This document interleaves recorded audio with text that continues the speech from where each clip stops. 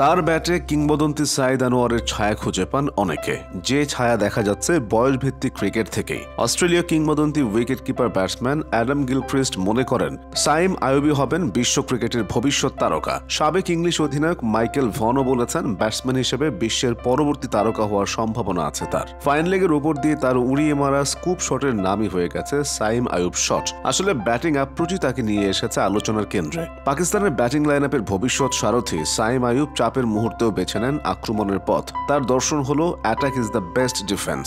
যদি নিজের প্রতিভার বিকাশ ঘটাতে পারেন নিঃসন্দেহে তিনি হবেন ভবিষ্যতের স্টার। ওয়ানডেতে তিনি অসাধারণ। 9 ওয়ানডেতে 64টিরও বেশি গড়ে রান করেছেন, 515, স্ট্রাইক রেটও খুনে মেজাজের প্রায় 106। এর মধ্যে সেঞ্চুরি করে ফেলেছেন 3টি, অর্ধশতক 1টি। একদিনের ম্যাচে দারুণ করলেও টেস্ট আর টি-20তে এখনও স্ট্রাগল করছেন তিনি। 2024 সালে আন্তর্জাতিক ক্রিকেটে মোট 41টি ইনিংসে ব্যাট করে তার রান সংখ্যা 1254, সব মিলিয়ে গড় 35। ফলে তাকে নিয়ে আসার বেলুন বড় হচ্ছে পাকিস্তানে। সাইমের ক্রিকেটে হাতেখড়ি বড় ভাইয়ের হাত ধরে।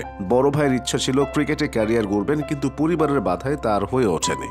ভাইয়ের সেই স্বাদ পূরণ করেন ছোট ভাই সাইম। কনিষ্ঠ পুত্রের ক্রিকেটের প্রতি প্রবল নেশা দেখে বাবা তাকে লাহোরের একটি ক্রিকেট একাডেমিতে ভর্তি করিয়ে দেয়। এরপর থেকে সাইম আইয়ুবের 22 গজ মাতানো শুরুর দিকে টেপ টেনিস ক্রিকেট খেলে পরিচিতি পেয়েছিলেন, এরপর নাম লেখান বয়সভিত্তিক ক্রিকেটে।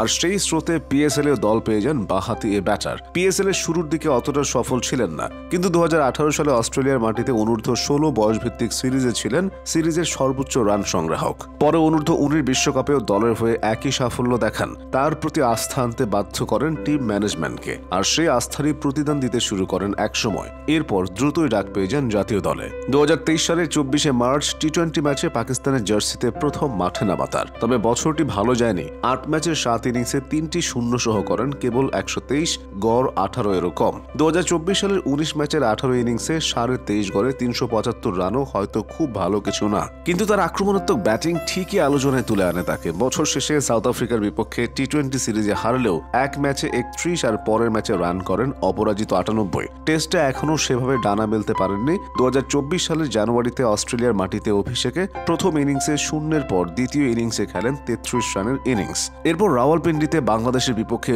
হোয়াইট ওয়াশ সিরিজে 2টি ম্যাচেই প্রথম ইনিংসে করেন হাফ সেঞ্চুরি। পরে মুলতানে ইংল্যান্ডের বিপক্ষে 3 টেস্টে একটি 77 রানের ইনিংস খেললেও বাকিগুলো বড় করতে পারেননি। বছরের শেষে সাউথ আফ্রিকায় উড়ে যাওয়া। সব মিলিয়ে প্রথম 7 ম্যাচের 14 ইনিংসে 26 গড়ে রান কেবল 364। তবে 24 সালের শেষ দিকে সাউথ আফ্রিকার বিপক্ষে ওয়ানডে সিরিজে সাইম ছিলেন অনন্য। সবাই ভেবেছিলেন টি-20তে পাত্তা না পাওয়া পাকিস্তান হারবে আপার, কিন্তু ভেলকি দেখান তরুণ ওপেনার। 3 ম্যাচে 2টি সেঞ্চুরি আর 25 রানের ছোট একটি ইনিংসে স্বাগতিকদের হোয়াইট ওয়াশ করে ছাড়ে সফরকারীরা, যা ছিল পাকিস্তানিদের স্বপ্নেরও অতীত। নভেম্বর ও ডিসেম্বরে সব মিলিয়ে 9টি ওয়ানডে খেলেছেন এই তরুণ। এর মধ্যে সেঞ্চুরি 3টি ছাড়াও একটি ইনিংস আছে 82 রানের, প্রায় 65 গড়ে 515 রান করেছেন 105 স্ট্রাইক রেটে।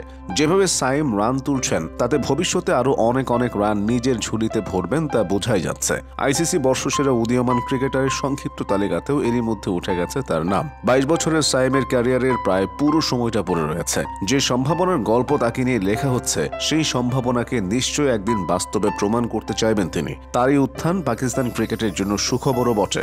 গত কয়েক বছরে দলের প্রধান ভরসা হয়ে ওঠা বাবর আজম শেষ কবে সেঞ্চুরি করেছিলেন তা ভুলে গেছেন ভক্তরাই। সেভাবে কথা বলছে না আরেক ভরসা রিজওয়ানের ব্যাটও। শাহিন শাহ আফ্রিদির নেতৃত্বে বোলিং আক্রমণও ধার হারিয়েছে অনেকটাই। পাকিস্তান দলের এমন ভঙ্গুর অবস্থার মধ্যে সাইম ছড়াচ্ছেন আশার আলো।